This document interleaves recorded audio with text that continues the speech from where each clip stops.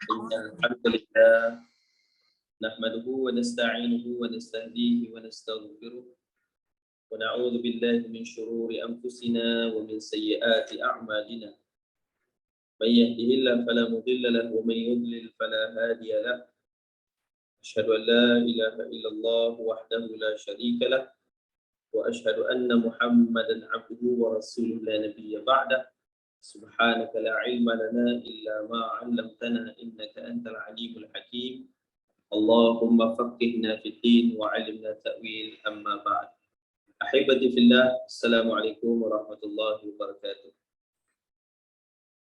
Alhamdulillah, alhamdulillah. Pertama dan selama-lamanya kita rafahkan syukur kepada Allah Subhanahu wa taala Rabbul Jalil atas segala nikmat. Kita ucapkan selawat dan salam ke atas baginda Nabi Muhammad sallallahu alaihi wasallam, keluarga Nabi, para sahabat, para tabi'in, tabi'in dan seterusnya semua yang mengikuti Nabi sehingga ke hari kiamat. Juga dikasihi serta dimuliakan kepada para ahli ulama, tuan-tuan guru, para asatizah, ashabul fadilah, kepada Al-Fadhil Ustaz Wali dan juga semua asatizah daripada Masjid Al-Hasanah Bangi, para jemaah hadirin hadirat muslimat yang dirahmati dan dimuliakan oleh Allah Subhanahu wa taala.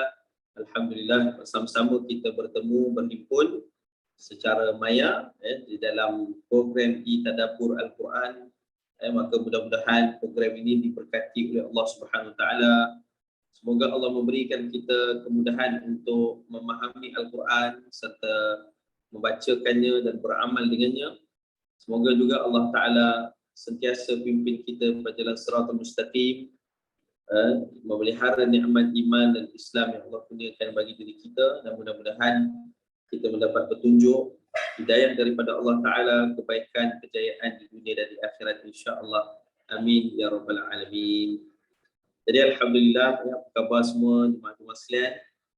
Saya mendoakan semoga semua sentiasa sihat, dikurniakan kesihatan yang barakah, kehidupan yang barakah, dikurniakan dengan disebutkan kebahagiaan, kemudahan dalam urusan, dan mudah-mudahan sebagaimana kita berhimpun pada pagi ini, Allah Subhanahu wa taala menghimpunkan kita di dalam Jannah Firdaus bersama Nabi Muhammad sallallahu alaihi wasallam, para salihin dan orang-orang bertakwa insya-Allah. Jadi jemaah dikasihi dan muliakan oleh Allah Subhanahu wa taala, kita juga bersyukur pada Allah Taala kerana dikurniakan dengan kesempatan umur, sehingga kita dapat melangkah masuk ke dalam tahun yang baru di dalam tahun Hijriah. Alhamdulillah, pada tahun ini 1444 Hijriah, kita berada dalam bulan yang penuh rahmat Allah Ta'ala, yang penuh dengan kemuliaan, iaitulah bulan Muharram. Dan juga Alhamdulillah, kita bersyukur kerana Allah masih mengurniakan kita dengan nikmat umur sehingga ditambahkan bagi diri kita lagi tahun masuk kita dalam tahun yang baru. Alhamdulillah. Jadi kita bersyukur pada Allah atas nikmat ini, dan mudah-mudahan Allah Subhanahu wa taala mengurniakan bagi diri kita dengan keberkatan di dalam kehidupan kita, iaitulah sebagaimana satu ketika seorang sahabat Nabi datang jumpa Rasulullah SAW. Kemudian bertanya soalan kepada Nabi SAW. Itu soalan yang berbunyi, Ya Rasulullah, ayyun nas khair. Bertanya sahabat ni, Ya Rasulullah, siapakah di kalangan manusia yang paling baik di sisi Allah, di sisi Rasul? Wa qala Nabi sallallahu alaihi wasallam, lalu Nabi SAW pun bersabda, khairun nas, manusia yang paling baik, man tala umuruhu, siapa yang dikurniakan Allah Ta'ala dengan panjangnya umur dia, wa hasuna amalu, semakin panjang umur dia, semakin baiklah amal dia. Jadi inilah di antara satu perkara yang Nabi sebut, maka bila kita masuk tahun baru, seharusnya kita sentiasa memuhasabah dan berusaha memperbaiki diri kita semakin baik di sisi Allah Subhanahu wa taala. Tidak ada orang mukmin yang merasa selesa dengan kebaikan yang dia buat, melainkan semakin bertambah umurnya, semakinlah dia sentiasa risau dan berusaha untuk memperbaiki amalan-amalan soleh, akhlak serta kerja buatnya. Begitulah juga kita lihat contoh dalam kehidupan Nabi Muhammad SAW. Nabi bagi contoh dekat kita bagaimana semakin usia Nabi menuju kepada usia-usia penghujung. Dilihat bagaimana diriwayatkan sahabat, diriwayatkan oleh Sayyidatina Aisyah radhiyallahu anha dan ummahat mukminin yang lain, baginda Nabi bukan semakin meringan-ringankan ibadah, tetapi semakin menuju kepada usia pengakhiran Nabi, Nabi semakin menambahkan amal solehnya, semakin nampak begitu banyaknya masa yang Nabi habiskan untuk beramal soleh, semakin Nabi berjuang, bermujahadah untuk meraih cinta Allah Subhanahu Wa Taala. Ini dibuktikan apabila satu masa Sayyidatina Aisyah radhiyallahu anha melihat kaki baginda Nabi yang bengkak kerana begitu lamanya Nabi berdiri ketika beribadah, iaitulah salat malam. Lalu Sayyidatina Aisyah pun bertanya kepada Nabi, "Ya Rasulullah, bukankah Allah Ta'ala telah jamin bagimu syurga? Maka kenapakah kamu beribadah macam ni sekali, ya Rasulullah?" Lalu Masya Allah, tabarakallah, ya, kita lihat baginda Nabi SAW masa tu jawab kepada Sayyidatina Aisyah. Kata Nabi SAW, waqala Nabi SAW, afalam akunu abdan syakur. Satu jawapan yang sangat luar biasa, maksudnya. Ialah Nabi pun dah berusia ketika itu, dan bayangkan solat malam Nabi, ya. Ada seorang sahabat, dia nampak Nabi salat, ya. Kemudian ketika dia nampak Nabi salat, dia ni solat malam, ya. Kemudian dia pun ikut Nabi ketika ini di masjid, ya. Maka masa dia ikut Nabi SAW tu, mula-mula Nabi baca surah Al-Fatihah. Kemudian Nabi baca surah Al-Baqarah. Ini rakaat pertama. Selepas Nabi baca surah Al-Baqarah, sehinggalah habis surah Al-Baqarah. Ya Allah, panjangnya, ya, Nabi berdiri untuk salat malam. Kemudian Nabi sambung, sahabat dia ingat Nabi nak rukuk, Nabi sambung surah Ali Imran. Lepas habis surah Ali Imran, sahabat ingat Nabi nak rukuk, sampailah Nabi baca pula surah An-Nisa. Dan kemudian setelah habis surah An-Nisa, sahabat ingat Nabi nak rukuk, rupanya Nabi sambung surah Al-Ma'idah. Nampak tak jemaah sekalian? Maksudnya, subhanallah, baginda Nabi SAW ni ibadahnya lama dan panjang. Dan sahabat kata, masa Nabi rukuk, macam itulah juga, ya, Nabi dalam keadaan panjangnya rukuk Nabi macam Nabi qiyam tadi. Sujud Nabi pun panjang seperti mana qiyamnya Nabi SAW, kata sahabat. Maknanya Nabi tahu kata ibadah Nabi ini semakin bertambah usia, semakin banyak, semakin baik, semakin bersungguh-sungguh di sisi Allah SWT. Sedangkan ramai manusia kadang-kadang bertambah umur tak menyebabkan dia semakin dekat dengan Allah Ta'ala. Semakin pula dia sibuk dengan harta dunia, semakin pula dia sibuk dengan benda yang dia nak tinggalkan, ya, sedangkan sudah hampir masanya untuk dia berpisah dengan dunia ini. Maka sebab itulah setiap tahun kita sambut Ma'al Hijrah, kita sambut awal Muharram untuk mengingatkan kita bagaimana bertambahnya umur kita. Seharusnya kita melakukan hijrah yang besar dalam kehidupan kita, dari hari ke hari, bukan hanya setahun sekali, tetapi setiap hari kita mesti berhijrah menuju kepada Allah Subhanahu Wa Taala. Maka jemaah sekalian dirahmati dan dimuliakan oleh Allah Subhanahu Wa Taala. Sebab tu, ya, bila masa masuknya tahun baru ni, kita ceritakan balik kisah hijrah Nabi SAW, kita ambil ibrahnya, lalu kita hadam dan masukkan ke dalam kehidupan kita, supaya tahun yang baru ini kita dapat berhijrah bersama Nabi SAW. Berarti kita panggil Ma'al Hijrah, ya.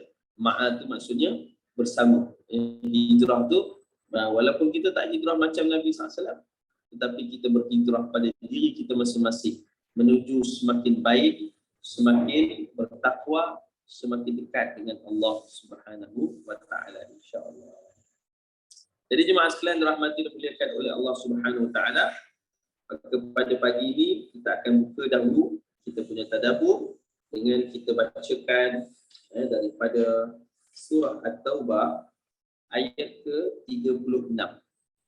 Pagi ini kita akan bicara sedikit tentang hijrah, tahun Hijriah, dan apa hikmah-hikmah yang kita boleh dapat daripadanya, maka kita mulakan dengan tadabbur dari surah At-Taubah ayat ke-36. Bagi jemaah yang ada Quran, boleh buka Quran, boleh sama-sama kita bacakan ayat ini. Mudah-mudahan Allah beri kefahaman dan Allah kurniakan hidayah dari perbincangan kita, insya-Allah. Baik, sekarang kita bacakan ya. A'udzu billahi minasy syaithanir rajim. Inna 'iddatasy syuhuri 'indallahi 12 syahran fi kitabillah. Yauma khalaqas samawati wal arda minha arba'atun hurum. Dzalika ad-dinul qayyim fala tadhlimu fihinna anfusakum wa qatilul musyrikina kaffatan kama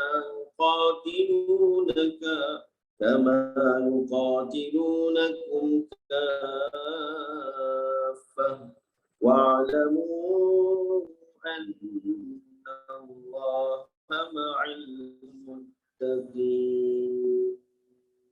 Sadaqallahul azim. Dalam ayat yang kita bacakan tadi, Allah Subhanahu wa taala berfirman, sesungguhnya bilangan-bilangan bulan di sisi Allah Subhanahu wa taala adalah sebanyak 12 bulan yang telah ditetapkan oleh Allah Ta'ala pada hari Allah menciptakan seluruh langit dan juga bumi. Daripada 12 bulan itu terdapat 4 bulan yang dihormati. Itulah ketentuan agama yang benar. Maka janganlah kamu menzalimi diri kamu di dalam bulan-bulan ini. Perangilah orang-orang musyrik itu secara keseluruhan. Bagaimana mereka memerangi kamu secara keseluruhan.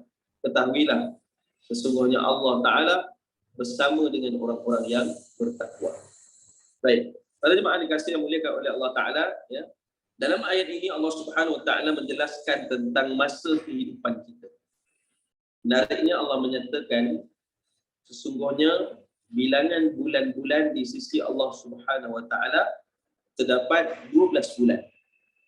Dan daripada 12 bulan itu ada 4 bulan yang dihormati. Baik. Pertamanya jemaah sekalian, Allah Subhanahu Wa Ta'ala menjelaskan tentang masa kehidupan kita. Iaitulah macam kali ini kita sebut tentang tahun Hijriah. Ya, ayat ini menjelaskan tentang masa dan disebutkan dengan tahun-tahun dalam kehidupan kita. Maka kata Allah dalam setahun, firman-Nya ada 12 bulan. Dan daripada 12 bulan itu ada 4 bulan yang haram. Dalam hadis Bukhari, baginda Nabi sallallahu alaihi wasallam bersabda, "Salasatul mutawalliyat." Bulan haram ini Allah tak sebut nama dalam Quran. Bahkan Nabi SAW yang sebut di dalam hadis Nabi, ya, dalam sabdaan Nabi bahawa ada 3 bulan yang berturutan dipanggil bulan haram, iaitulah bulan Zulqaidah, bulan Zulhijjah dan juga bulan Muharram yang kita sedang berada dalamnya sekarang. Kemudian kata Nabi, satu lagi adalah bulan di antara Jumadi wa Sya'ban, baina Jumadi wa Sya'ban, antara bulan Jamadil Akhir dan bulan Sya'ban, itulah bulan Rajab. Jadi 4 bulan ni, Zulqaidah, Zulhijjah, Muharram, Rajab. Inilah bulan-bulan dipanggil bulan haram. Haram membawa maksud hormat. Kenapa Allah Ta'ala sebut hormat itu? Berarti bulan itu Allah beri kemuliaan sehingga Allah melarang kepada mana-mana kaum muslimin untuk melakukan peperangan. Tak boleh berperang dalam bulan haram. Tak boleh ada pergaduhan dalam bulan haram. Tak boleh ada pertumpahan darah dalam bulan haram. Tidak boleh melakukan dosa maksiat di dalam bulan haram. Kata Abdullah bin Abbas radhiyallahu anhuma, bulan haram yang kita sedang berada ni bulan Muharram ni. Dan sebelum ni bulan Zulhijjah, dan sebelum tu juga bulan Zulqa'dah. Sama ada bagi hamba Allah Subhanahu Wa Taala yang sesiapa yang diberi kesempatan masuk ke dalam bulan haram, maka kata Abdullah bin Abbas, lakukanlah, terebutlah peluang melakukan amalan soleh. Kerana amalan soleh dalam bulan haram dia berbeza ganjarannya berbanding bulan yang lain. Maknanya kalaulah dalam bulan biasa kita sedekah, kita baca Quran satu huruf 10 hasanah. Ya, dalam bulan Muharram, dalam bulan Zulqa'dah, Zulhijjah tadi boleh jadi amalan soleh yang 10 tadi satu huruf boleh dilipat kali gandakan Allah menjadi wallahu a'lam berapa banyak. Maksudnya apa? Allah Ta'ala nak beri ganjaran yang besar kepada hamba-hambanya yang beribadah dalam bulan yang dihormati. Macam itulah juga kata Abdullah bin Abbas radhiyallahu anhu. Sebaliknya, kalaulah seorang tu pula melakukan kemungkaran di dalam bulan haram, kenapa dia tidak menghormati bulan itu?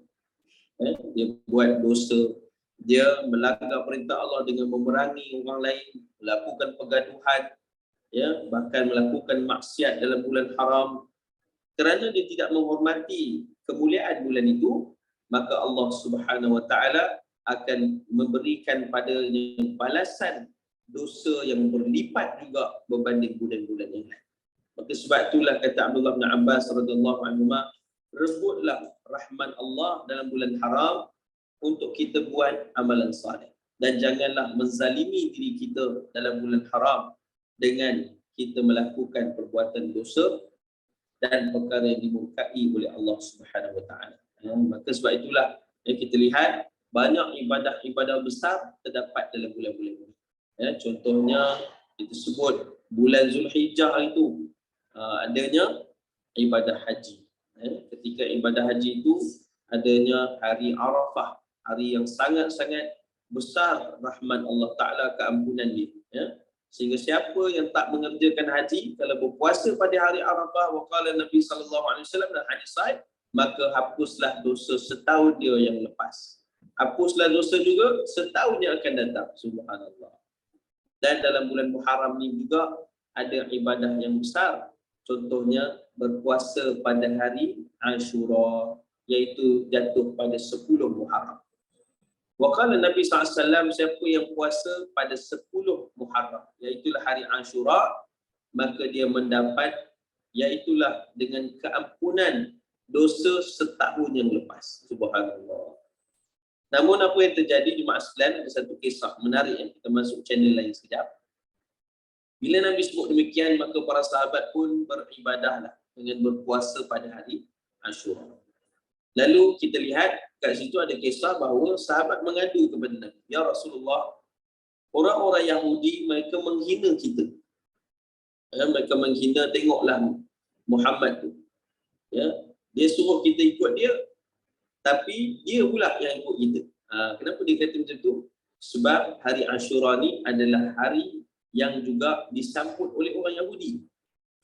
Bila ditanya kenapa, mereka kata kerana di zaman Nabi Musa itu, masa sebelum ni, telah pun Allah memberikan kemenangan kepada Musa dan Bani Israel dengan menyelamatkannya daripada Fir'aun dan peristiwa Lautan Merah yang terbelah itu, kan? Jadi mereka pun menyambut hari itu sebagai hari kemenangan. Maka mereka pun berpuasa pada hari itu, dan mereka juga menyambut, bergembira dengan hari itu. Lalu bila kita makanya kata Nabi SAW, kita lebih layak bergembira ke atas kemenangan yang datang pada Nabi Musa dan orang beriman ketika itu. Kita lebih layak. Kerana kita orang beriman, Nabi Musa adalah Muslim. Begitu juga seluruh Nabi-Nabi yang lain.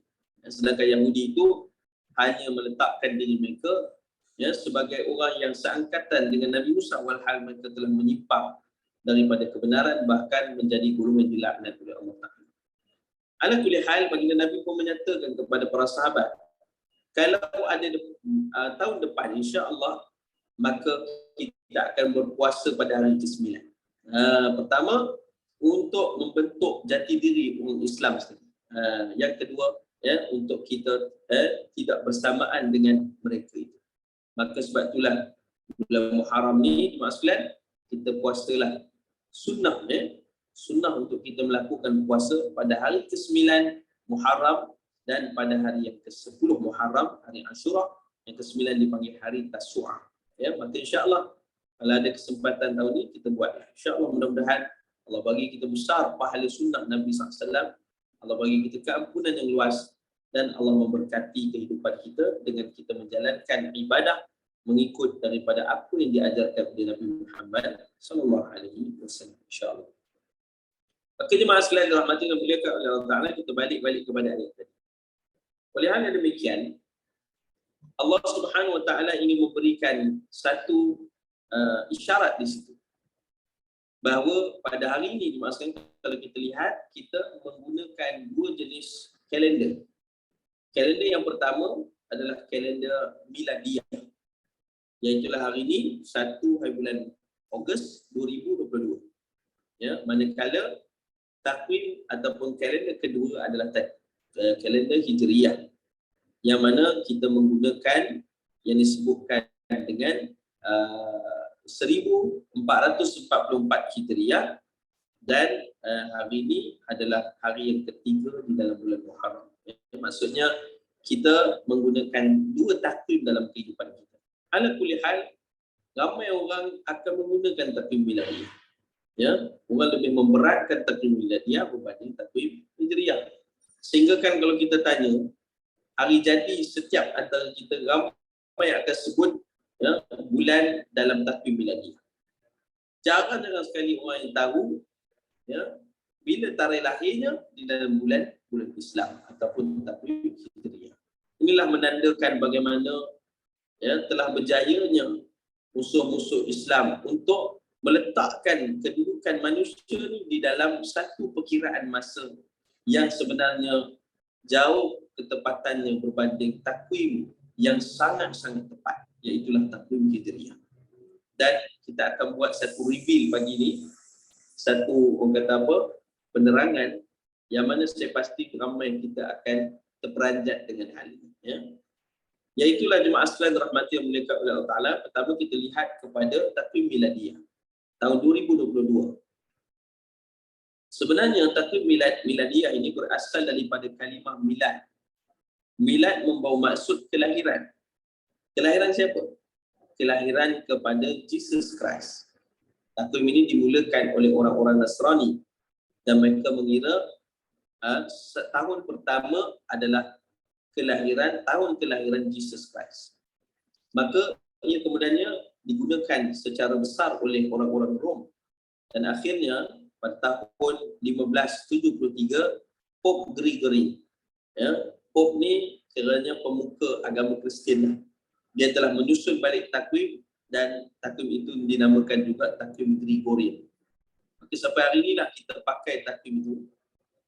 Bulannya bulan Januari, Februari, Mac, April, Jun, Julai sampailah Disember. Masih 12 bulan. Tetapi 12 bulan ini hanya diagih-agihkan saja hari ini. Contohnya macam guru kat sekolah, dia ajar macam mana kita nak tengok atau nak tahu hari di dalam satu bulan tu. Dia suruh buat penumbuk macam ni kan. Kalau yang naik ni 31. Kalau yang turun ni dia bukan 31. Contohnya Januari 31, Februari mungkin 28. Kemudian Mac 31, kemudian April 30. Kemudian yang seterusnya. Jadi maksudnya apa? Perkiraan hari di dalam takwim miladiah. Pertamanya jumlah hari ini berapa? 365, 1/4 hari. Iaitulah berdasarkan masa bumi mengelilingi matahari.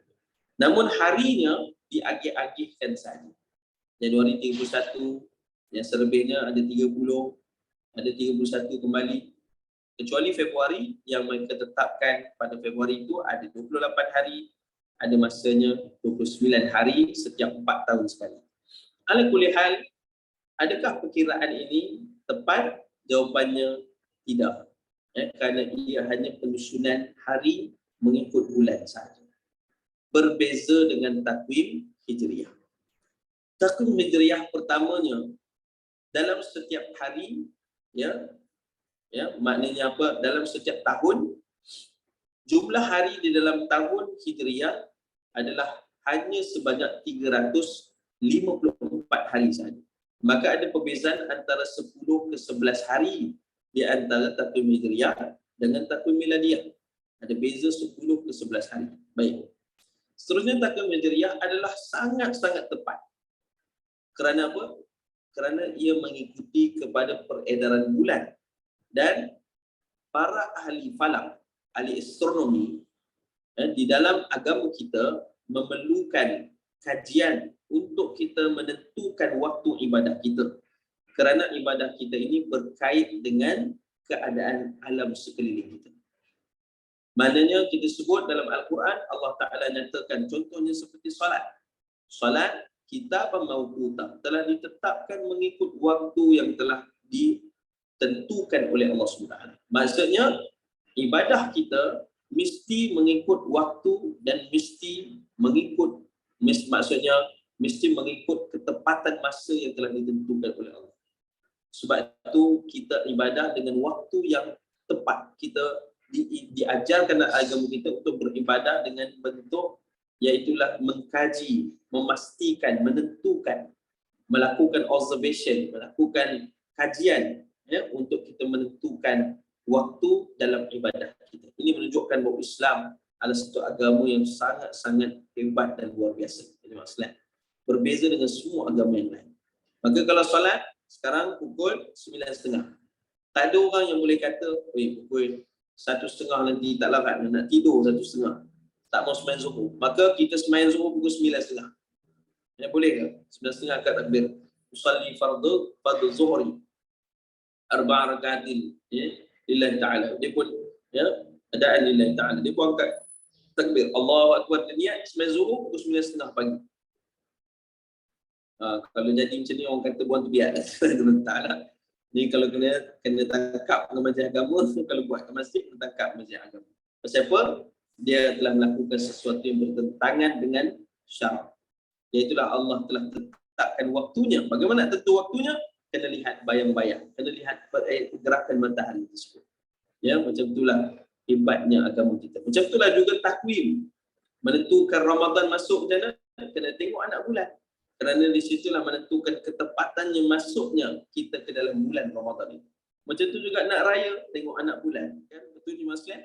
Jadi inilah ketepatannya sehingga kan apabila waktu malam, kalau kita boleh melihat bulan penuh, mengambang penuh, itu menandakan kita telah masuk 15 hari bulan pada setiap bulan-bulan Islam. Itulah menunjukkan betapa tepatnya kalender ataupun takwim Hijriah yang sangat-sangat disisihkan sendiri oleh umat Islam.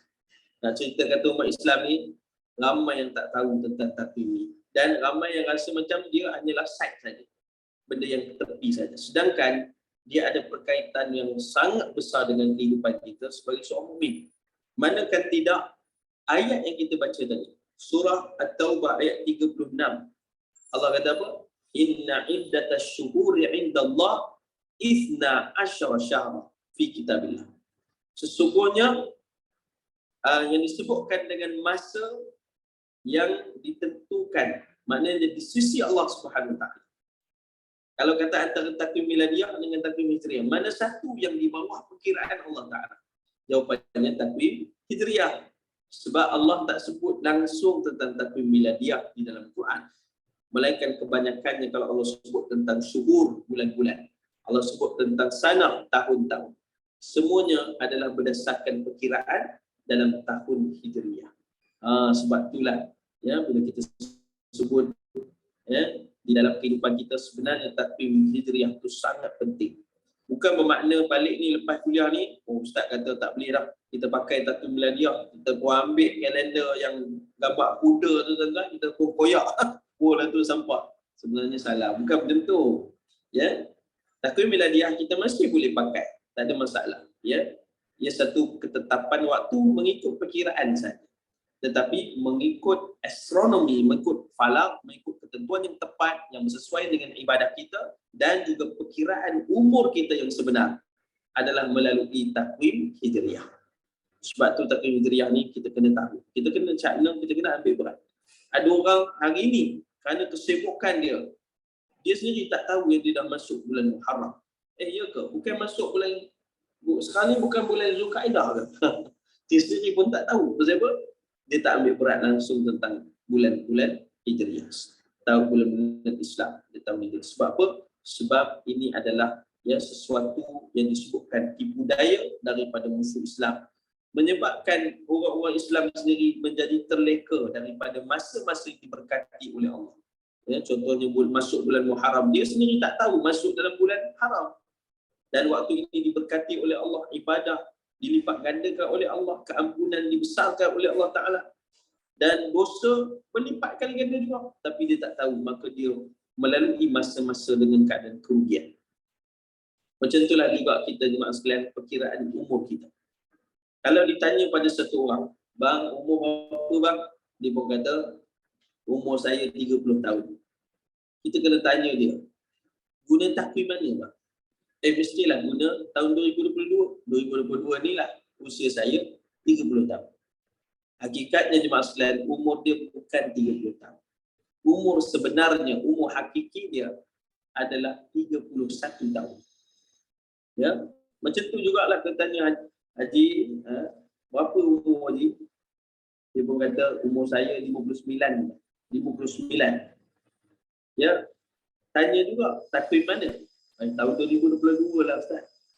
2022 kalau guna takwim miladiah untuk perkiraan umur, sebenarnya umur sebenar Haji tadi dah pun mencapai 61 tahun.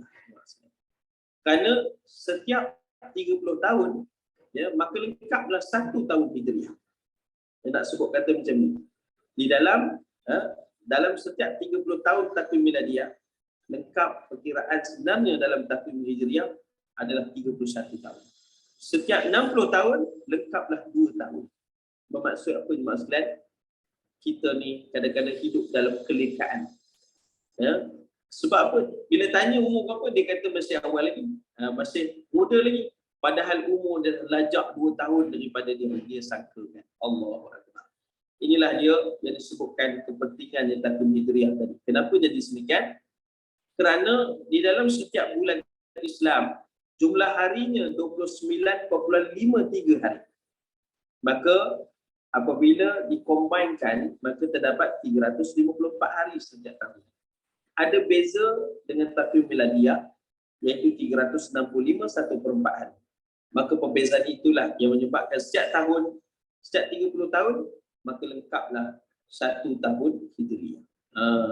Jadi itulah umur sebenar kita. Jadi hari ini siapa yang buat baliklah perkiraan berapa umur sebenar kita. Dan hakikatnya inilah umur yang Nabi sebut di dalam hadis-hadis Nabi. Waqala Nabi sallallahu alaihi wasallam, a'mar ummati ma baina 60 atau 70, umur umatku antara 60 ke 70. 60 70 tu soalan kita nak tanya. Takwim yang mana? Takwim miladiah ke? Jawapannya bukan. Takwim Hijriah. Jadi kira balik umur kita berapa?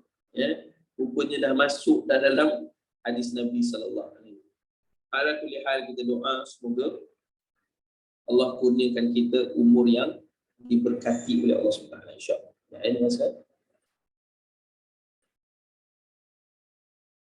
Baik. Jadi jemaah yang dikasihi dan muliakan oleh Allah Subhanahu wa taala, kita sambung kembali tadi. Maka kita sebutkan tentang bulan Islam. Inilah bulan yang pertama di dalam takwim Hijriah. Persoalannya sekarang, bilakah mula perkiraan takwim Hijriah ini? Bila dia mula? Baik. Kita tahu bahawa tahun Hijriah itu adalah mengikut kepada peristiwa hijrah Nabi SAW dari Mekah ke Madinah Al-Munawwarah. Kalau saya tak dengar, beritahu. Maka bila Nabi hijrah dari Mekah ke Madinah Al-Munawwarah, ketika itu bulan Safar. Sebagai riwayat menyatakan Nabi hijrah selama lebih kurang 12 ke 15 hari. Ya. Maka telah masuklah Nabi ke dalam bulan Rabiul Awal. Maka sebenarnya Nabi hijrah bukan bulan Muharram, tapi Nabi hijrah bulan Safar sehingga bulan Rabiul Awal baru Nabi sampai ke Madinah Al-Munawwarah. Jadi kita jangan ingat 1 Muharram itulah ya tarikh Nabi hijrah. Sebenarnya tidak, ya. Nabi hijrah bulan Safar. Baik. Tetapi yang kata tahun Hijriah kita sebut permulaan tahun Hijriah itu ditentukan bahawa bulan Muharram itulah bulan yang pertama, dan tahun itu mengikut kepada tahun hijrah Nabi sebenarnya bukan berlaku zaman Nabi Muhammad SAW. Ia berlaku ketentuannya bermula zaman Sayyidina Umar Al-Khattab radhiyallahu anhu. Masa zaman Rasulullah dah berhijrah dari Mekah ke Madinah. Ketika itu, tahun itu belum dipanggil tahun 1 Hijriah. Tetapi ia dipanggil dengan tahun Azan. Masa Nabi sampai dengan Sayyidina Abu Bakar dan para sahabat, tahun tu belum dipanggil tahun 1 Hijriah. Tapi dia dipanggil tahun Azan. Kenapa? Kerana masa itulah berlaku satu peristiwa, telah pun disyariatkan salat, lalu dibina Masjid Nabawi. Ya, masa itu orang-orang mukmin bertanya kepada Rasulullah, "Ya Rasulullah, macam mana kita nak panggil orang mukmin untuk datang bersolat, beribadah?" Kerana orang Kristian menggunakan, orang Nasrani, mereka menggunakan loceng, ting ting ting ting ting ting kan, panggil orang ibadah. Orang Yahudi pula mereka gunakan kayu, batang kayu dan ketuk tang tang tang, dia ada nama dia, saya tak ingat nama dia. Ya? Maka kita ni buat macam mana ya Rasulullah? Adakah patut kita buat macam tu? Ataupun tiup seruling ke, tiup trumpet ke apa sepatut? Nabi pun kata, Nabi pun panggil Sayyidina Bilal bin Rabah.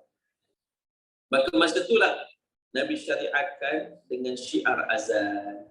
Jadi hari ini kita dengar Allahu Akbar, Allahu Akbar. Itu bila bermula? Pada tahun pertama hijrah Nabi SAW. Dan mana tahun tu tak dipanggil tahun hijrah, tahun pertama hijrah, tapi dipanggil tahun azan. Kerana masa itulah disyariatkan lakukan azan. Tahun kedua hijrah belum dipanggil tahun 2 hijriah zaman Nabi, tapi dia dipanggil sebagai tahun diizinkan peperangan. Kerana apa? Masa itulah Allah Ta'ala mengizinkan Nabi dan para sahabat melakukan peperangan yang pertama, iaitulah Perang Badar Al-Kubra. Ya. Sebelum tu Nabi tak diizinkan berperang. Maka masa itulah Nabi diizinkan perang, maka tahun itu dipanggil tahun diizinkan peperangan. Tahun ketiga Hijriah, sebagai riwayat menyatakan bahawa tahun itulah dipanggil tahun puasa. Kerana masa itulah disyariatkan puasa Ramadan. Namun ada sebahagian khilaf menyatakan bahawa puasa itu telah pun disyariatkan ketika dalam tahun yang kedua lagi. Kerana para sahabat dan Rasulullah SAW diriwayatkan mereka berpuasa ketika perang Badar. Wallahu ta'ala a'lam. Yang seterusnya, tahun yang seterusnya antaranya tahun yang ke-9 Hijriah. Tahun ke-9 Hijriah tidak dipanggil tahun yang ke-9, tapi dipanggil tahun Al-Bara'ah. Kerana masa itulah turunnya surah At-Taubah. Surah At-Taubah turun pada tahun ke-9. Dan tahun yang ke-10 tak dipanggil tahun 10 Hijriah zaman Nabi, tapi dipanggil tahun Wada'. Kerana masa itulah berlakunya ya haji wada' Nabi SAW dan para sahabat. Jadi jemaah dikasihi dimuliakan oleh Allah SWT, dan tahun itu jugalah tahun perpisahan ya, haji wada', dan tahun itulah tahun kewafatan Nabi Muhammad SAW. Baik. Jadi masalah selepas daripada Rasulullah, Sayyidina Abu Bakar menjadi khalifah. Dan setelah Sayyidina Abu Bakar menjadi khalifah, Sayyidina Abu Bakar wafat, maka Umar Al-Khattab menjadi khalifah. Ketika Sayyidina Umar menjadi khalifah, telah pun ditakluk banyak empire yang lain. Contohnya Empire Rom dan Empire Parsi telah runtuh dan dikuasai oleh umat Islam di zaman Sayyidina Umar. Bayangkan, Rom dan Parsi ni bukan kecil-kecil, itulah besar sungguh. Ya? Kalau nak kata besar tak besarnya kerajaan Rom ni, kalau dia berperang, dia bukan hantar 1,000 orang, 10,000, dia tak main macam tu.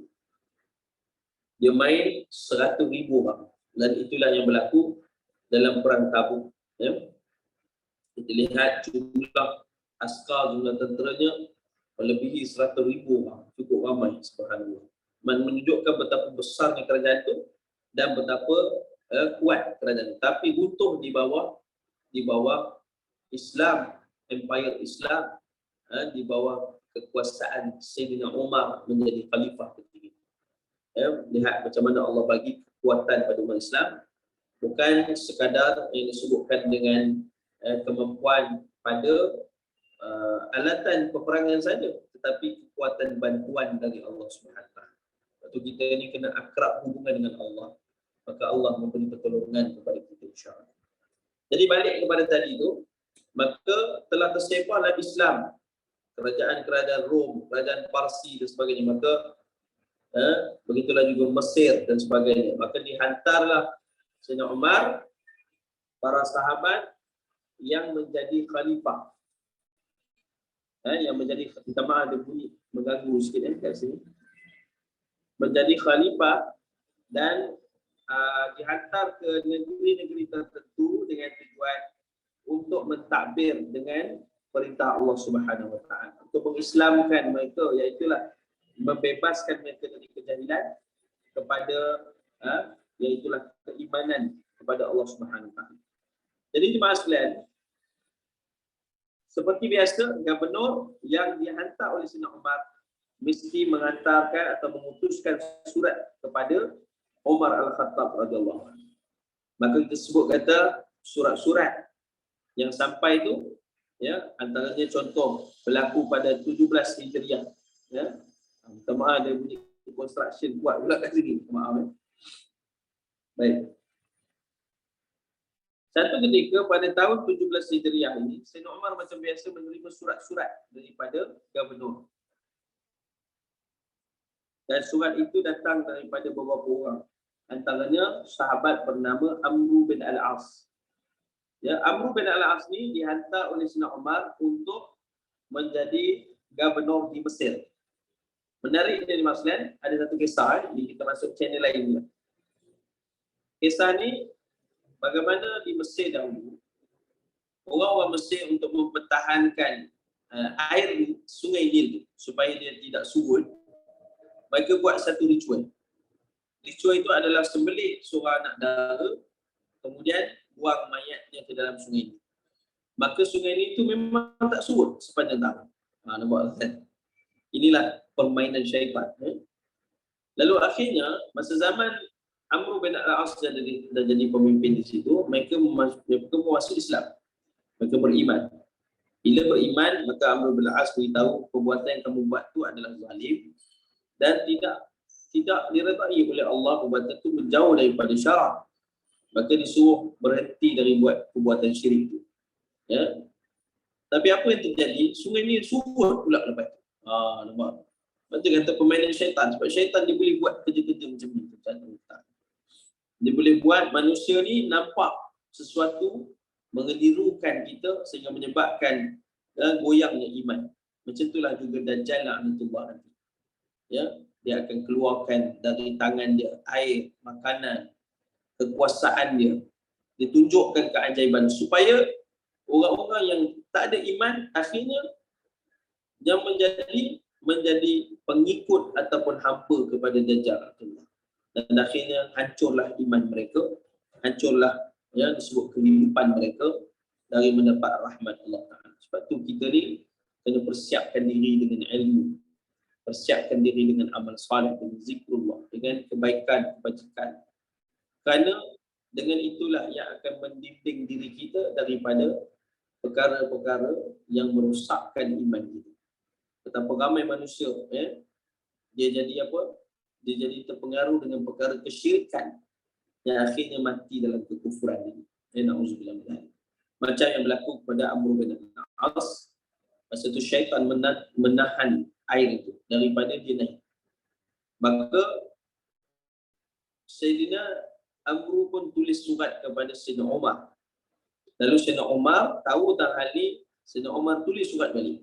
Tapi bukan kepada Amru, kepada Sungai Nil. Dan disuruh baling surat itu ke dalam Sungai Nil. Maka Sayyidina Umar pun tulis, min Umar ila Nahrun Nil. Ya, ila Nahrun Nil. Daripada Umar kepada Sungai Nil. Pelikkan dari Muslim. Ya. Ini apa ni, kita selalu tulis surat kepada manusia, dia tulis surat kepada sungai. Subhanallah. Maka dibawalah surat tu daripada Madinah sampailah ke yang disebutkan Mesir tadi. Maka dibacakan surat itu. Ya, surat itu lebih kuranglah bunyinya, ya, aku adalah hamba Allah, kamu juga makhluk Allah. Aku ni disuruh mentakbir menjadi khalifah. Bukan khalifah Amirul Mukminin lah, maksudnya manusia ni semua adalah khalifah.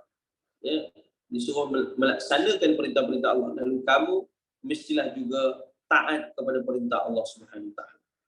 Maka dibaling surat itu ke Sungai Nil. Sungai Nil itu naik balik airnya dan tak surut-surut sampai hari ini. Subhanallah. Nak beritahu, itulah kalau hubungan kita kuat dengan Allah Taala, Allah bagi banyak kekuatan kelebihan kepada kita. Insya-Allah kebaikan itu, ya Allah. Baik. Balik pada channel tadi. Maka surat ni datang daripada Amr bin Al-As kepada Umar. Setelah Umar buka, surat tu tak ada tarikh. Cuma yang tertulis bulan saja. Bulan Safar. Tahun tak ada, hari tak ada. Jadi masa tu, Sayyidina Umar pun ambil surat tu. Kemudian buka surat lain pula daripada Abu Musa Al-Sy'ari radhiyallahu anhu. Abu Musa hantar surat yang langsung tak ada tarikh. Ada isi dia surat tu, tak ada tarikh. Tapi datang surat yang ketiga daripada sahabat bernama Ya'la ibn Umayyah. Ya'la ni ditulis surat special sikit. Dia tulis ada tarikh, ada hari dan ada tahun. Tarikh itu berdasarkan kiraan dan ilmu falak, bagaimana hari yang dia tulis surat itu. Bulan pun dia tulis bulannya, kemudian tahun dia tulis 17 Hijriah. Sayyidina Umar rasa tertarik dengan surat Ya'la. Lalu ditanya pada pengutusnya, apa maksud 17 ni? 17 ni adalah menandakan, iaitulah dengan tahun ke hijrahnya Nabi SAW dari Mekah ke Madinah Al-Munawwarah. Jadi sebab itulah Sayyidina Umar lepas itu panggil semua menteri-menteri dia, kemudian menyatakan mulai daripada tahun ni 17 Hijriah kita akan pakai perkiraan daripada hijrah Nabi SAW. Maka disusul kembali takwim 1 Muharram menjadi tahun bulan pertama dalam bulan Islam, tahun Hijriah, dan hari ini sudah mencapai 1444 Hijriah. Itulah sejarah ataupun asal usul kepada yang disebutkan dengan tahun Hijriah yang kita pakai hari ini, tuan-tuan dan hati, dan dimuliakan oleh Allah SWT. Jadi disebutkan dalam hal ini bahawa bila masuk je awal Muharram, kita bagi awal Muharram, sudah pasti banyak masjid, surau semua adakan iklan Ma'al Hijrah. Orang-orang pun akan sebut selamat menyambut Ma'al Hijrah. Apa dia Ma'al Hijrah? Macam yang kita sebut tadi, Ma'al itu maksudnya bersama. Hijrah, iaitulah hijrah dengan Nabi SAW. Hakikatnya dimaksudkan, apabila Nabi SAW tiba ketika itu peristiwa Fathu Mekah ataupun pembukaan kota Mekah, masa tu Nabi sebut satu hadis. Ya. Nabi kata dalam satu hadis Nabi SAW, la hijrata ba'dal fath. Lepas daripada pembukaan kota Mekah ni tidak ada lagi hijrah. Walakin jihadun wa niyah. Tetapi yang masih ada adalah jihad, ya, dan juga niat, kata Nabi SAW.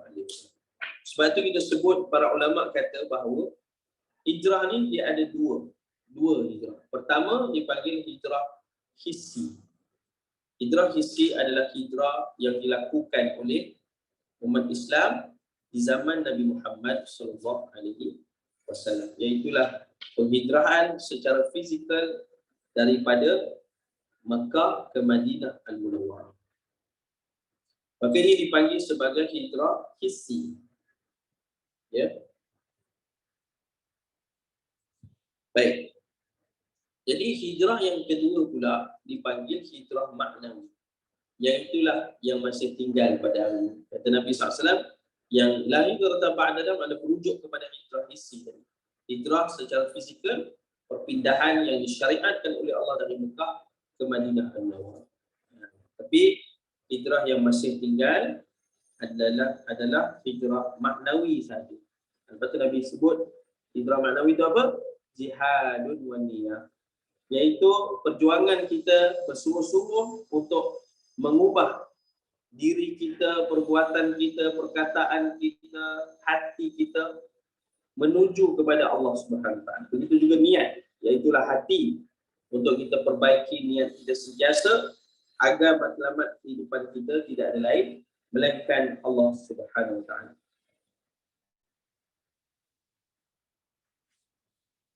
Jadi jemaah dikasihi dan dimuliakan oleh Allah Subhanahu Wa Taala, ya, sebab itulah bila kita sebut kata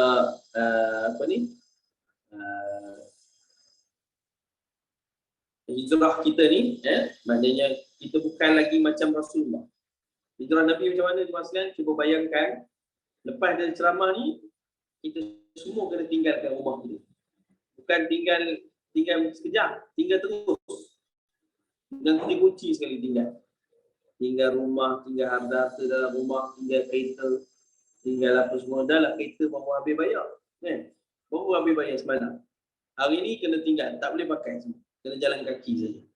Pergi mana? Dari Kuala Lumpur, pergilah ke Terengganu, contoh. Jalan kaki. Bayangkan, ya, macam mana perasaan, macam mana rasa kita. Pastilah sangat sukar dan berat. Tapi macam itulah dilakukan sahabat dan Nabi SAW. Contohnya Suhaib Ar-Rumi radhiyallahu anhu, seorang sahabat daripada Rom. Dia telah pun musafir dari Rom sampai ke Mekah untuk mencari Nabi SAW. Setelah mana dia sampai di Mekah, ya, dia pun telah berniaga. Artinya perniagaan yang baik dan dia mendapat harta-harta yang disimpan. Dia telah masuk Islam kepada Nabi SAW. Akhirnya, bila sampai perintah hijrah, dia suruh tinggalkan semuanya. Maka dia pun tinggalkan semua. Duit, dinar dia semua. Dia korek tanah depan rumah dia, dia tanam semua dalam tu. Rumah-rumah semua, kenderaan, dia tinggal. Ya. Rumah-rumah dia, harta dia semua tinggal. Maka, masa tu dia nak keluar balik Mekah. Orang Quraisy tahan dia. Orang Quraisy kata, kamu, semua harta kamu, benda kamu bukan kamu punya. Semua tu kami punya. Sebab kamu ni bukan orang Mekah. Kamu berniaga kat sini, semua harta tu kami punya. Lalu Suhaib Ar-Rumi pun kata, bolehkah kalau aku bagi semua harta tu balik kat kamu? Maka kau lepaskan aku untuk aku pergi berhijrah dengan Nabi SAW. Maka kata boleh. Maka dia pun beritahu semua sekali. Rumah aku ni kat sini aku simpan dinar. Hatta yang dia tanam dalam tanah tu pun. Walhal kalau dia tak beritahu, dia boleh dia rahsiakan. Tapi itu pun dia beritahu.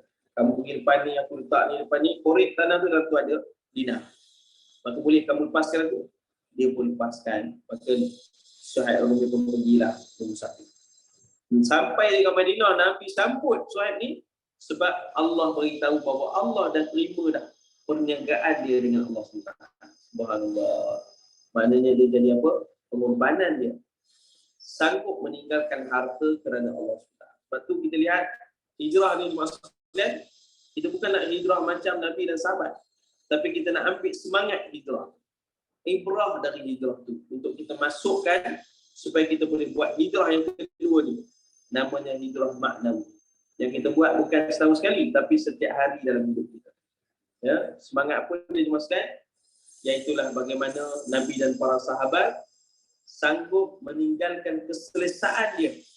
Selama ni selesa kat Mekah tu, sanggup tinggalkan demi mendapat cinta Allah SWT.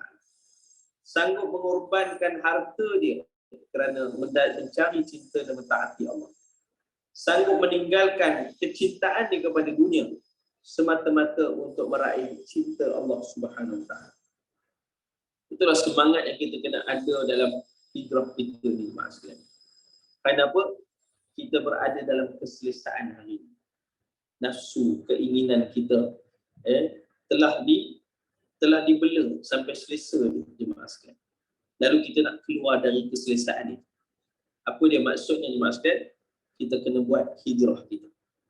Contohnya jemaah sekalian, berapa ramai orang tahu iaitu bangun solat malam itu banyak pahala. Ramai tak tahu, tapi tak ramai sanggup nak korbankan keselesaan tidur di waktu malam, kesedapan tidur.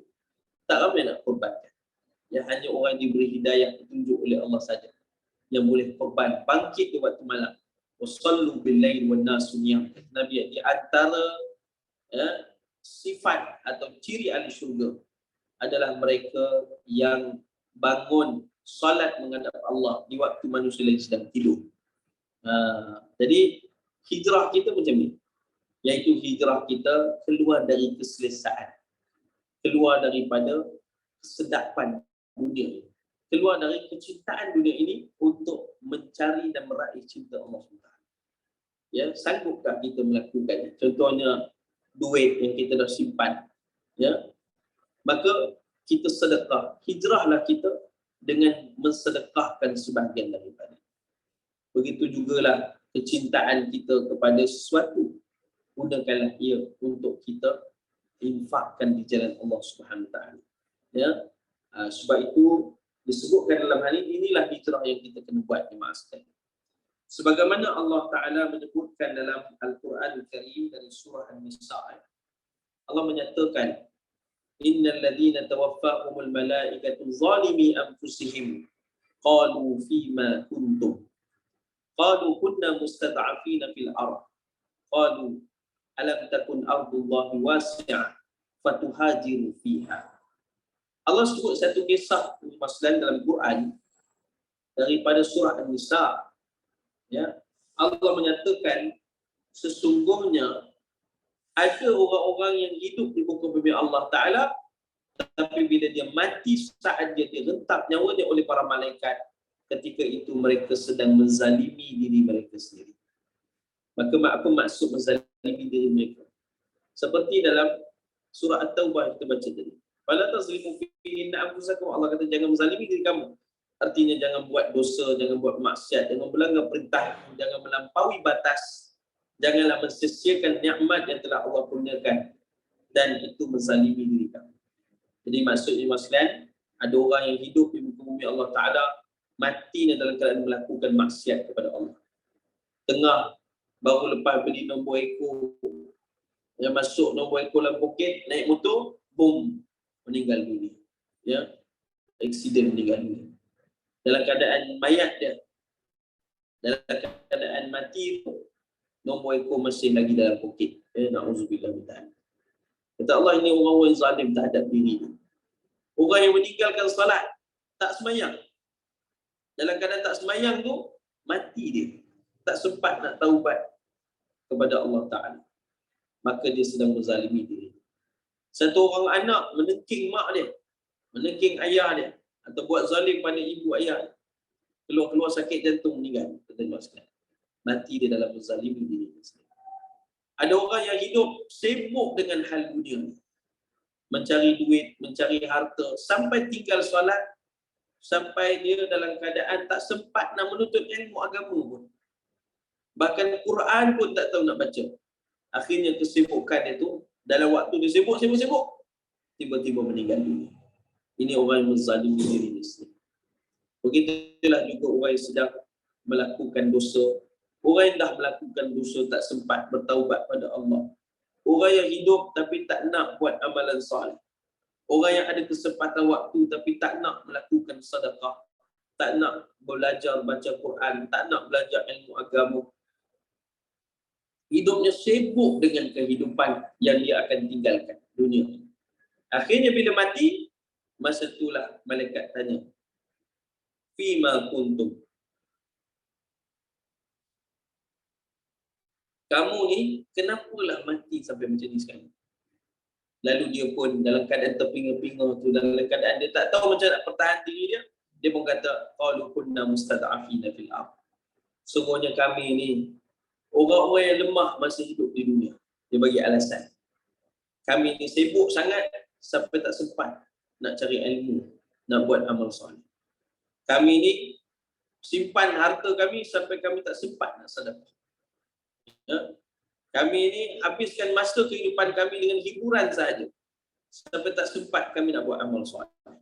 Kami ni orang yang lemah dengan hawa nafsu kami. Ya? Maka saat itulah malaikat kata apa? Qalu kunna mustad'afina fil ardh. Ya, dia kata macam tu. Alam takun ardullah. Kata malaikat, ya, tidakkah Allah jadikan bumi ini wasi'ah. Wasi'ah artinya sangat luas untuk kamu. Fatuhajiru fiha. Maka kenapa kamu tak mau berhijrah padanya? Maksudnya jemaah sekalian, ya Allah nak beritahu dalam ayat ni bahawa macam mana Allah berikan kita nikmat yang cukup banyak. Masa kehidupan kita dapat masuk tahun yang baru. Harta benda kita Allah bagi kecukupan.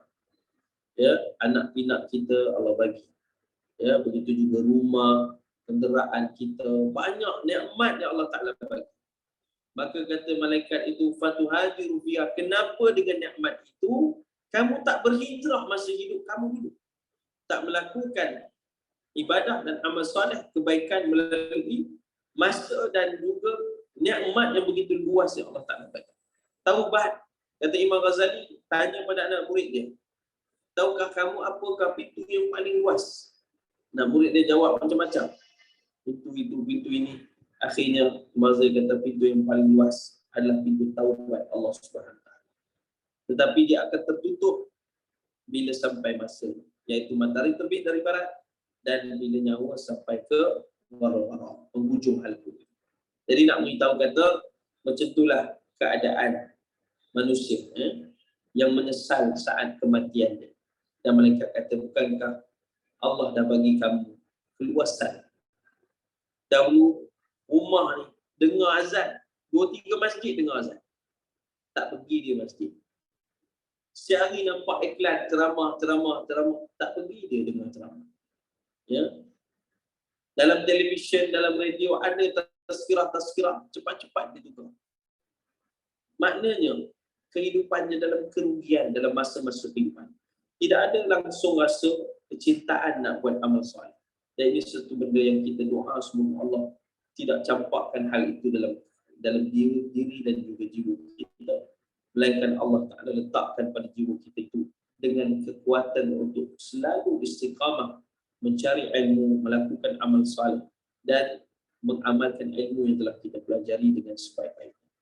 Itulah jemaah sekalian rahmati yang dimuliakan oleh Allah Taala.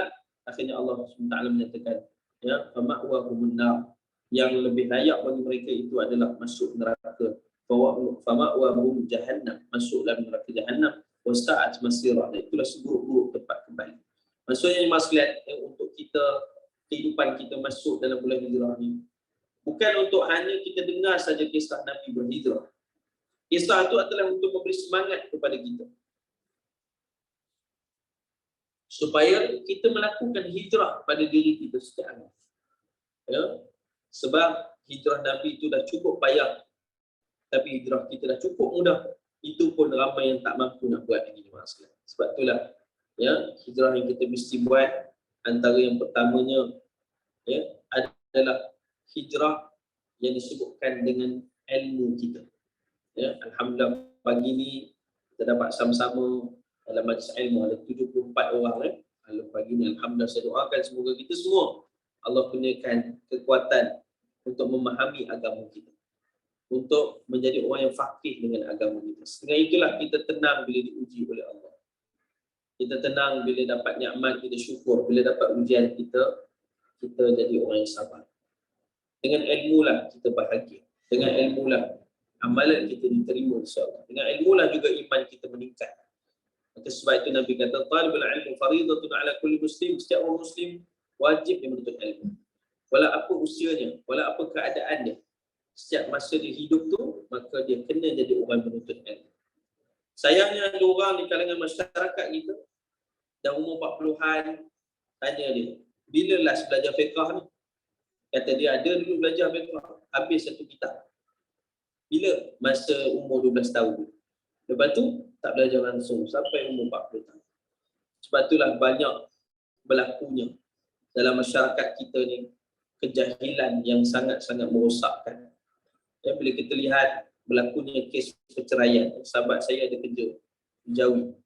Kes perceraian ni maksudnya ya, cukup banyak setiap hari. Buka je kaunter dah ada orang beratur dah nak daftar kes perceraian. Ya. Kerana terlalu banyak. Ya. Kenapa kes perceraian itu berlaku? Kadang-kadang pasangan yang masih muda, baru kahwin sebulan, 2 bulan, baru dapat anak pertama, dah berlaku perceraian. Alhamdulillah. Kenapa dah berlaku semikian? Antara sebabnya kerana masa dia, ketika dia kecil sampailah dia kahwin, dia tidak dipersiapkan dengan ilmu agama. Itu antara masalah terbesar yang menyebabkan berlakunya sedikit ujian dalam rumah tangga, terus saja nak dimusnahkan rumah tangga. Ya, nak diceraikan pasangannya. Na'udzubillah. Sedangkan itu perkara yang tidak disukai oleh Allah Ta'ala, melainkan sudah tidak ada jalan yang lain. Tetapi hal ini kerap berlaku. Ya, menunjukkan bahawa keadaan masyarakat kita ni dalam keadaan sakit ni maksudnya. Kerana kurangnya ilmu di dalam generasi-generasi muda kita.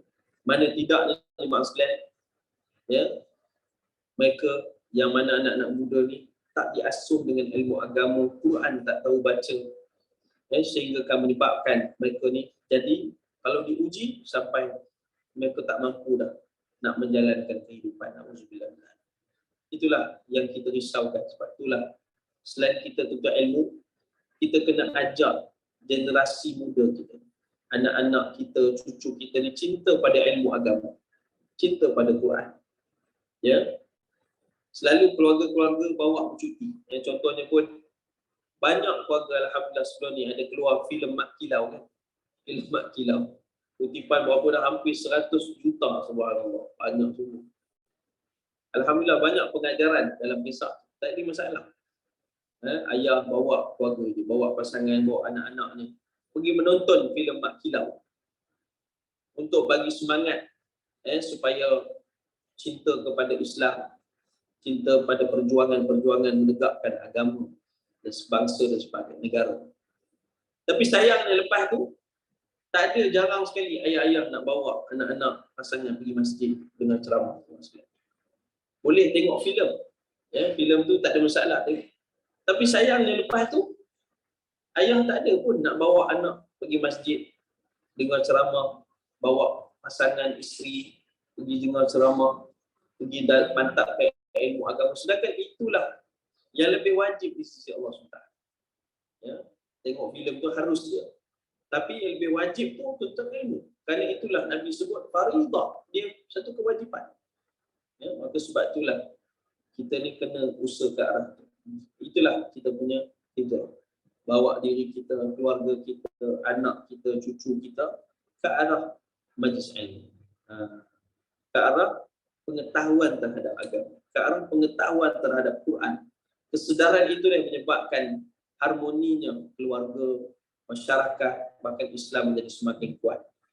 Kita perlukan kepada ilmu. Maka dengan itulah insya-Allah kita hijrahkan ilmu kita.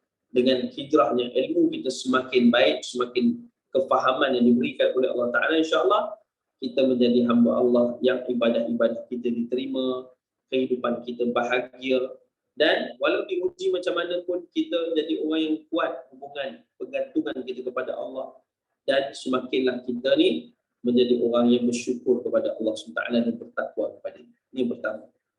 Yang kedua, kita nak hijrah apa pula? Yang kedua adalah hijrah anggota tubuh kita, termasuk panca indera kita dan sebagainya.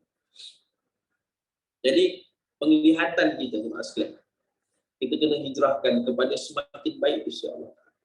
Ramai orang hari ini penglihatannya berjam-jam dihabiskan pada telefon bimbitnya, melihat Facebook, Instagram dan lain-lain. Bukan nak dengar ceramah, tetapi nak habiskan masa tengok cerita orang lain. Bahkan habis di masanya melihat video-video pendek yang terdapat dalam banyak media sosial yang membuang masanya sehingga tidak langsung memberi manfaat kepada akhirat. Maka hijrahkanlah mata pandangan kita kepada pandangan yang bukan melihat benda yang maksiat ataupun dosa di Allah Ta'ala. Hijrahkanlah dia kepada melihat sesuatu yang memberi manfaat kepada akhirat kita. Iaitulah bacaan Quran kita. Lihatlah benda-benda yang baik. Bacalah benda-benda yang memberikan ilmu dan manfaat bagi diri kita. Lihatlah kebesaran Allah Ta'ala dan ucapkanlah syukur kepada-Nya. Ya? Maka begitulah juga pendengaran kita. Dan hijrahkanlah dari mendengar benda-benda yang melekakan daripada mendengar benda yang melekakan itu adalah lebih baik mendengar nasihat agama dan juga Quran serta nasihat-nasihat yang baik. Tidak salah berhibur. Tetapi hari ini masyarakat generasi muda kita habis masanya melihat, mendengar benda yang melekakan, bahkan menyebabkan dosa. Sebab itulah hati menjadi keras dan sukar untuk hadir melakukan ibadah dan buat amal soleh. Sebab bila hati keras, asalnya daripada mata dan pandangan dan penglihatan yang selalu melakukan benda yang dosa dan melekakan di Allah Ta'ala. Menjadi hati itu keras. Dinasihat pun susah. Ya, nak suruh dia suka kepada benda keagamaan pun susah kerana hati sudah keras. Sebab itulah didik ahli keluarga kita, cucu-cucu kita ni jangan selalu banyak tengok telefon. Ya. Baik kita ambil simpan telefon tu, bawa dia pergi taman mainan. Bawa dia pergi menunggang kuda. Bawa dia pergi mandi sungai. Kenalkan dia dengan kebesaran Allah Ta'ala. Dengan itu, kita hijrahkan diri dan keluarga kita kepada lebih mengenali Allah dengan ciptaan-ciptaan dia. Begitu juga kita hijrahkan lisan kita, mulut kita, daripada menyakiti orang lain, dan juga tangan kita daripada menyebabkan orang lain susah kerana kita. Qala Nabi SAW, al-muslimu man salim al-muslimuna min lisanihi wa yadihi. Kata Nabi SAW, orang Muslim yang sebenar adalah orang yang mana sejahteranya orang lain, orang Muslim lain, dengan lisan dia dan juga tangan. Maksudnya apa? Dia tidak menyakiti orang lain dengan kata-katanya dan tidak menyusahkan orang lain atau menyakiti orang lain dengan perbuatan. Maka kita jagalah kata-kata kita, katakanlah yang baik, perbanyakkanlah zikrullah, selawat dan istighfar kepada Allah SWT. Orang yang banyak istighfar, Allah jaga rezeki dia, maka Allah memuaskan. Dan orang yang banyak beristighfar juga adalah orang yang dikasihi oleh Allah SWT. Ya, orang yang sangat-sangat dijaga oleh Allah Ta'ala, kebaikan baginya, rezeki baginya dunia dan akhirat. Banyakkanlah istighfar daripada menyebutkan benda-benda yang sia-sia dan benda-benda yang berdosa. Begitulah juga tangan dan kaki kita. Ya, kaki kita hijrahkanlah dengan melangkah banyak ke masjid Allah Ta'ala, ke majlis ilmu dan kepada tempat yang diredai, berbanding tempat yang melekakan ataupun tempat yang mana Allah tidak menyukai. Ya, maka begitulah tangan kita, hijrahkanlah. Dari dulunya banyak menyimpan, sekarang lebih banyak memberi. Kerana yang kita beri itulah yang merupakan hak kita, yang kita akan dapat ganjarannya di hari akhirat. Apa yang kita simpan tak tentu menjadi milik kita. Bila kita meninggal dunia, ia akan difaraidkan, ia akan diagih-agihkan, bukan lagi milik kita. Kalau kita memiliki anak soleh, kita beruntung, kerana mungkin anak soleh akan bersedekah untuk kita. Tetapi jika tidak, maka habislah setakat itu dimasukkan. Sebab itu lakukanlah sebahagian dari harta. Allah sebut, wa anfiqu mimma razaqnakum, dan infaklah sebahagian daripada rezeki yang telah kami berikan kepada kamu. InsyaAllah, mudah-mudahan dengan itu Allah berkati hijrah kita. Seterusnya, jemaah sekalian rahmati oleh Allah Ta'ala, yang terakhir adalah hijrah hati kita. Hati merupakan tempat jatuh pandang Allah Subhanahu Wa Ta'ala. Dalam satu hadis Nabi SAW, Nabi kata, Inna Allah la yanzuru ila ajsamikum wala ila suwarikum walakin yanzuru ila qulubikum. Sesungguhnya Allah Ta'ala tidak pandang kepada jasad kamu, wajah kamu. Allah tidak pandang kepada rupa luaran kamu. Ya, baik kita bangsa apa ke, berapa banyak harta kita ke, ataupun berapa tingginya pangkat kita ke, bukan itu yang dipandang oleh Allah. Tetapi walakin, kata Allah Ta'ala, kata Nabi SAW, yanzuru ila qulubikum. Allah Ta'ala memandang kepada hati kamu. Hati yang macam mana? Waqala Nabi SAW, hati yang baik, fa iza salahat salaha jasaduhu. Hati yang baik, maka akan baiklah semua. Perbuatan, perkataan kita, ya, bahkan ibadah kita, semuanya akan baik. Wa iza fasada jasaduhu. Kalau dia buruk, maka buruklah semua. Sampai dalam semua kitab-kitab hadis, hadis yang pertama yang akan ditulis oleh para ulama, disusun, adalah hadis tentang hati, niat kita. Sebab itu Nabi sebut, inilah perjuangan kita untuk hijrah. Jihadun wa niyah. Ya, niat kita. Iaitulah sebesarnya ibadah hijrah itu pun. Kalaulah niatnya bukan kerana Allah, maka dia menjadi sia-sia saja. Ya, adanya seorang tu dipanggil hijrah Ummu Qais. Dia berhijrah bukan kerana Allah dan Rasul, tapi dia hijrah tu sebab tunang dia pun hijrah. Tunang dia nanti akan sampai sana, dia nak kahwin. Maka hijrahnya bukan kerana Allah. Apa yang berlaku? Hijrahnya bukan hijrah ila Allah wa Rasul. Bukan kepada Allah dan Rasul, tapi hijrah Ummu Qais. Hijrah untuk mendapatkan pasangan. Maka itulah yang dia dapat. Sayangnya sedikit. Sebab itulah niat kita ni sangat penting. Kena jaga hati kita di masa ini. Maka yang pertama sekali, hijrah hati kita adalah sentiasa baiki niat kita. Sentiasa hijrahkan niat kita. Kalau kita buat satu aktiviti, perbuatan, satu perkara, kita sentiasa niat pertama sekali kerana Allah. Dan kalau kita buat benda yang baik, tak ada orang pun nak kata apa? Nak balas kebaikan itu. Tak sebut pun, bahkan tak puji pun apa yang kita buat. Tak ada mention pun. Kita jangan terasa. Sebab apa? Orang mukmin bila dia niat kerana Allah, kalau makhluk tak bagi ganjaran pun dia tak risau, tak apa. Ini dalam skop perbuatan lah, maksudnya. Kalau dalam skop kerja itu, kalau macam bayaran itu memang hak kita untuk kita tuntut, itu lain maksudnya. Tapi dalam soal perbuatan kebaikan yang kita buat, ya, dia tolong kemas masjid, tapi tak ada orang pun cakap terima kasih kat dia. Ya, dalam hati dia kata, tak ada pun cakap terima kasih. Aku buat ni voluntary je, dia kata. Kan? Masa itulah syaitan bertepuk tangan. Kerana dia kata, bagus. Kau buat tadi tu tak ada pahala. Pasal apa? Sebab kau harapkan terima kasih dari manusia. Bukan kau harapkan balasan dari Allah Ta'ala. Nampak maksudnya? Sebab tu, hijrah hati ni kita kena sentiasa buat.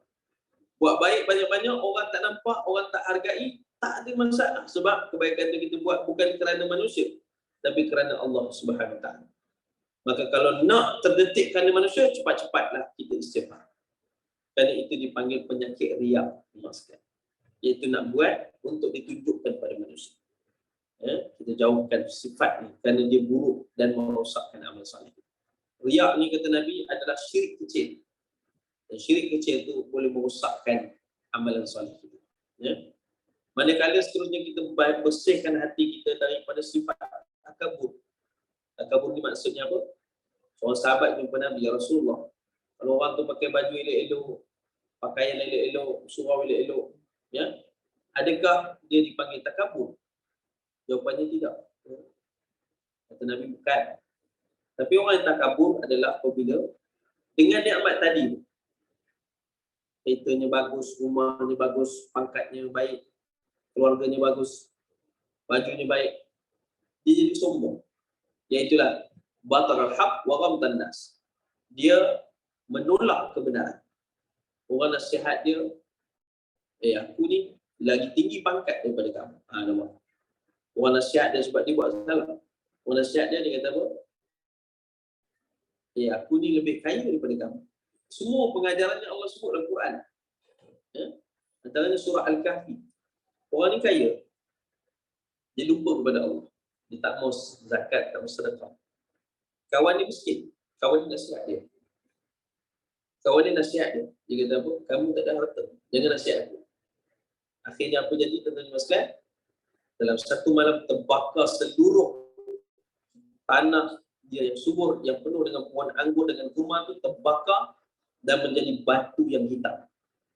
Tempat tu masih ada di Yaman, tuan-tuan sekalian. Tempat tu dipanggil Ardul Jannatain. tanah yang memiliki apa dia sebutkan, tanah yang memiliki 2 taman. Kerana tengah-tengah tu ada sungai yang mengalir. Hari ini jadi tempat yang langsung tak subur dan penuh dengan batu-batu hitam. Yang tak tahu datang dari mana, rupanya batu tu adalah kesan terbakarnya pokok dalam masa yang singkat. Jadi ini kisah yang Allah sebutkan surah Al-Kahfi. Maksudnya apa dimaksudkan? Hijrahkan hati kita. Baik siapa pun kita, kalau orang nasihat, kita kena terima.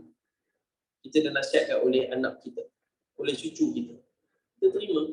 Kalau itu kekurangan kita, maka kita perbaiki. Kita sudah memiliki ilmu, ada orang yang menegur kita, ya, maka kita kena terima. Kalau itu kesilapan kita, kita terima. Jika itu bukan kesilapan, maka kita sebutkan, kita terangkan kepadanya. Jangan melenting, jangan marah. Jangan jadi tak puas hati bila orang menasihat kita dengan rasa bahawa kita lebih baik. Kerana itu adalah sikap takabur yang dimiliki oleh iblis la'natullah. Allah sebut aba wastakbar wa kana minal kafirin. Iblis itu dibuat benda yang salah. Ya, iaitulah dia melawan perintah Allah. Dia sombong, dia melawan perintah Allah dan dia takabur. Dia rasa diri dia lebih baik. Bataral haq wa ghamtan nas, dia merendahkan orang lain. Jadi kita jangan ada merendahkan orang lain. Bila kita dapat nasihat, kita terima, kita ucap terima kasih padanya. Kita sentiasa hati kita jauh dari sifat takabur. InsyaAllah hijrah daripada buang sifat takabur ni akan selamatlah kita daripada api neraka. Dan akan dimasukkan kita insyaAllah dalam jannah. Kerana Nabi kata, la yadkhulul jannah man kana fi qalbihi mithqala dzarratin min kibr. Tidak akan masuk syurga satu orang yang dalam hatinya memiliki sebesar zarah sekalipun sifat kesombongan, takabur tadi. Sebab itulah kita minta Allah jauhkan hijrah hati kita dari kesombongan dan sentiasa. Saya kagum dengan sebagian orang yang mereka ni ada pangkat datuk, ada pangkat profesor, ada pangkat yang tinggi-tinggi, tapi orang panggil mereka haji, orang panggil mereka dengan nama biasa, mereka tak kisah. Kerana dia kata tetap saya ni hamba Allah. Dia tak kisah. Itu satu benda yang dipuji. Kerana apa? Itulah keadaan yang mana diajar dalam agama. Diajar kita untuk memiliki sifat kerendahan dan tidak merasakan diri ini lebih baik daripada orang lain. Walaupun Allah kurniakan kita kemuliaan dengan jawatan, dengan pangkat, tapi ketahuilah ia adalah pinjaman dari Allah. Dan satu masa nanti kita akan kembalikan dan Allah akan tanya kita dengan pangkat itu, apa yang telah kamu buat? Telahkah kamu membantu orang lain? Telahkah kamu melunasi keperluan orang lain yang memerlukan? Telahkah kamu gunakan pangkat itu untuk melakukan kebaikan dan amal soleh, kebaikan kepada hamba-hamba itu? Semua itu akan disoal oleh Allah Taala. Untuk kita perbaiki hati ini. Yang ketiganya, dalam poin memperbaiki atau menghijrahkan hati kita adalah jauh dari sifat hasad. Hasad ini adalah sifat kedengkian yang mana cukup bahaya. Nabi kata al-hasadu ya'kulul hasanat kama naru ya'kulul hatab. Hasad ni dia boleh makan segala kebaikan kita seperti mana api yang mana membakar kepada himpunan kayu-kayu. Lama-lama jadi abu saja kayu itu. Maksudnya apa? Amalan solat kita. Satu orang yang buat dia solat, dia puasa, dia zakat, dia sedekah, tapi dia ada hasad dengan jiran dia, ada hasad dengan adik-beradik dia, ada hasad dengan orang-orang sekeliling dia, maka hasad tadi, kedengkian tadi akan memusnahkan amal soleh. Apa maksud hasad? Iaitulah bila dia tengok orang lain dapat kelebihan, dia tak buat. Dia kata aku lebih layak dapat tu. Kalaupun tidak, lebih baik hancur saja nikmat tu daripada dia. Ataupun nikmat tu datang kepada aku. Ini hasad dan ini sangat berbahaya. Sebab tu kita kena bersihkan. Kalau kita ada sifat tu dalam hati kita, kita kena buang sejauh-jauh. Bila tengok orang dapat nikmat, apa kita sebut? Barakallah. Barakallahu fiik. Semoga Allah memberkati kepada kamu. Lepas tu Nabi ajar bila satu orang kahwin, kita pergi kenduri, apa doa? Doa barakallahu lakum wa baraka alaikum. Itu doa keberkatan kepada kedua pasangan itu. Kadang-kadang orang datang pengantin, dia tengok pengantin. Dia pejam celik tu pengantin. Orang perempuannya lawak, orang lelaki ni tak handsome langsung dalam pada lisannya bercakap ataupun hatinya terdetik. Itulah mainan-mainan syaitan Yang lama kelamaan akan mendatangkan keburukan pada kita. Lebih baik kalau nak terdetik, kita doa je kebaikan. Semoga Allah memberkati kepada pengantin. Begitu juga nampak jiran dapat sofa baru, dapat rumah baru ke apa ke.